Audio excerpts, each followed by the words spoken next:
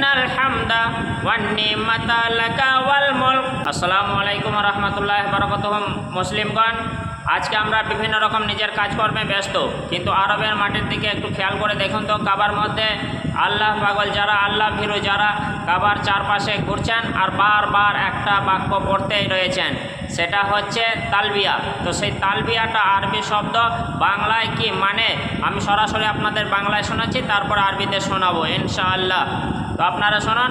সেখানে হাজিগণ আল্লাহর উপর ধ্যানে মগ্ন হয়েছেন আর বারবার পড়ছেন দিল খোলাসা করে, আমি হাজির হে আল্লাহ, আমি হাজির, আমি হাজির, তোমার কোনো অংশীদার নাই, আমি হাজির, নিশ্চয় সমস্ত প্রশংসা, নিয়ামত এবং সাম্রাজ্য তোমারের জন্য, তোমার কোনো অংশীদার নাই, আমি হাজির।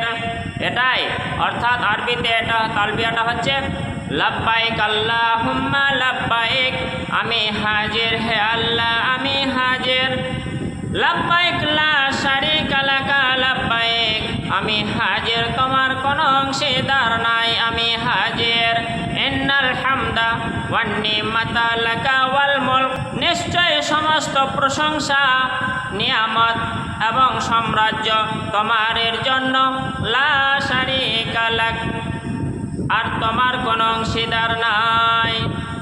যারা আল্লাহ ভীরু তারা সেখানে গিয়ে বারবার কথা পড়ছেন। তো মাশাআল্লাহ, আমরা যাওয়ার হয়তো যারা সুযোগ পাইনি, আরবের বাইরে থেকে দেখছে, আমরাও মাঝে মাঝে পড়লেও নেকি হবে, আমরাও পড়তে থাকি। আসসালামু আলাইকুম ওয়া রাহমাতুল্লাহ।